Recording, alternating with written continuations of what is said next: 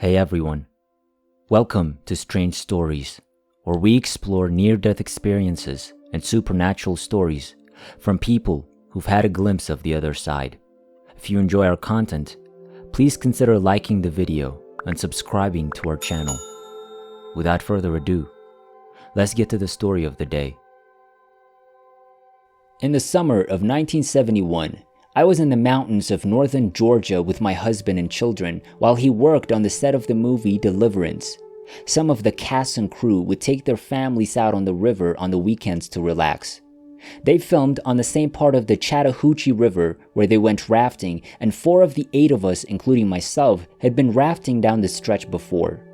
But this time, the river was different. Low because it hasn't rained in a few days.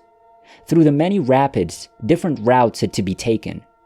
On the last set of rapids, we almost made a mistake that could have killed us.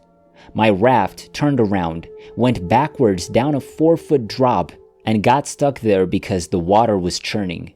The raft was held against the rocks by a white water phenomenon called a hydraulic. I was thrown out and got stuck between the raft and the rocks, with the force of the river pouring down on my head and the suction of the hydraulic motion pulling me under. A man in the raft grabbed my arm and tried to pull me back into the raft, but all he could do was let me get a quick breath every now and then before the water pulled me back down. I had to choose between 2 bad options. I knew I was going to die, but it didn't bother me at all. It was just a question of how. I thought it would be better to drown than to keep getting hit by rocks, which hurt. The next time my head came out of the water, I told him to let me go as I took my last breath. I could feel the water pulling me under, and I let go. As I breathed in the water and everything went dark, I knew there was no point in fighting. For a moment. The next thing I knew, I was 100 feet above the river, looking down at the raft stuck between the rocks below. I saw the 2 men on the raft looking for me to come out from underneath.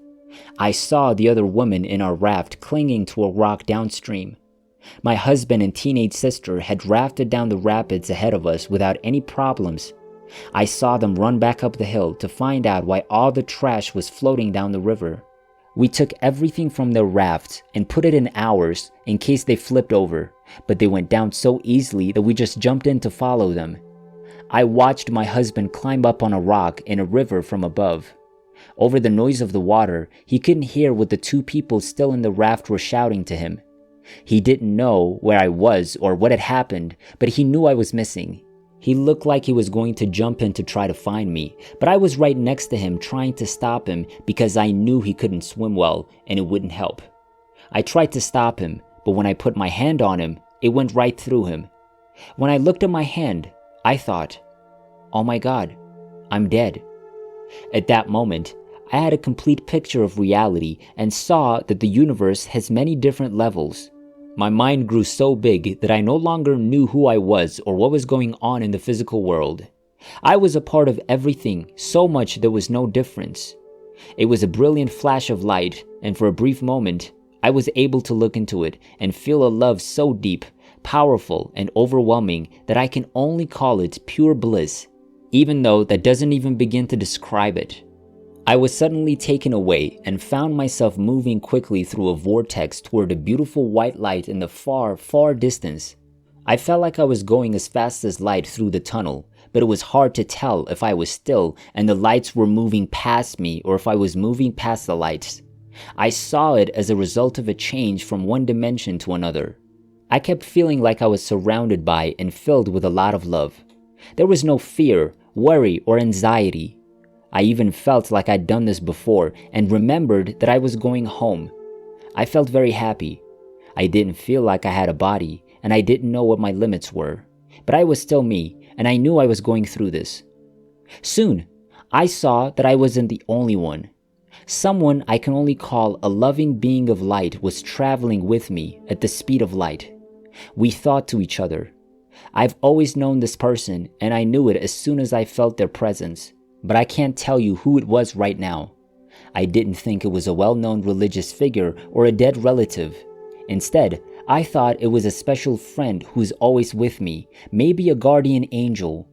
We talked a lot through telepathy, but I can't tell you what we talked about because it wasn't in words.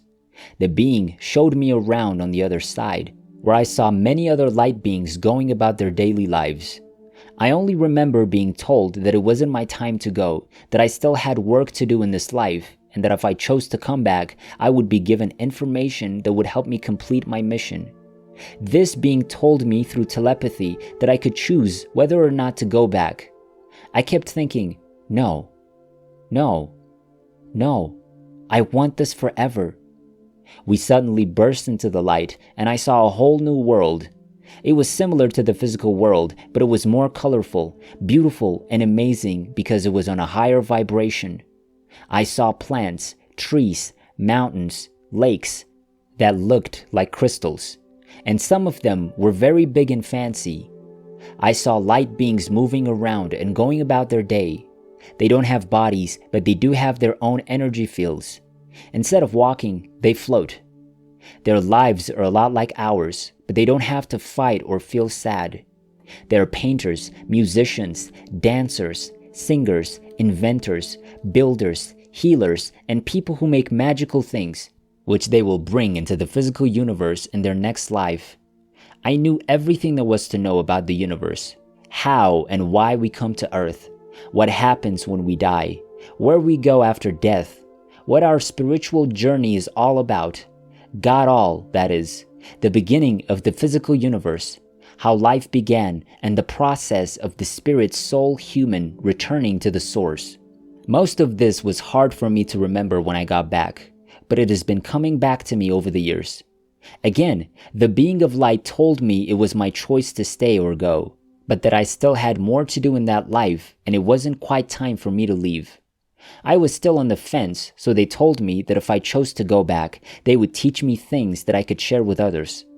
I came to a barrier that I couldn't get past, or I was forced to go back. I was really enjoying this experience and didn't want to leave.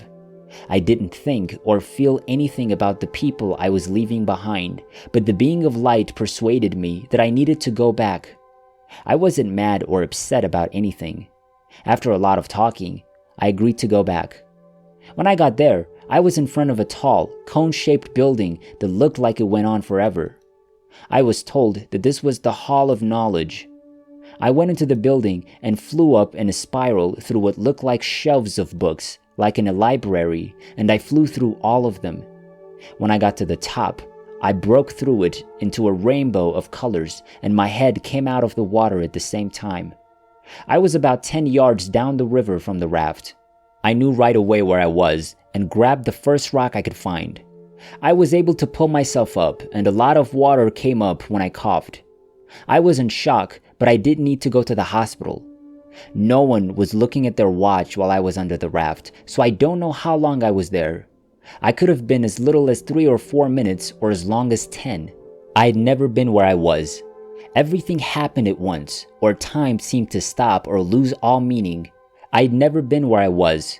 Everything happened at once, or time seemed to stop or lose all meaning. There was neither room nor time. It's hard to explain it any other way. It seemed like I'd been gone for days, but it could have only been a few minutes.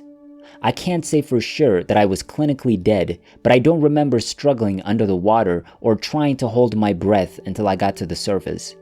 I've been a swimmer, water skier, scuba diver, and surfer, so I've had many close calls underwater where I thought I might die, but nothing like this. I remember very well how hard it was to get to the surface the other times. My lungs were about to burst. What I do remember from when my body was under the raft and I was in the water is what I've told you. People I told at first thought I was making it up, so I didn't tell anyone for a long time. I didn't talk about it again for 15 years when people were more open to hearing it. Since then, I've told my story to many groups and put it and what I learned in writing.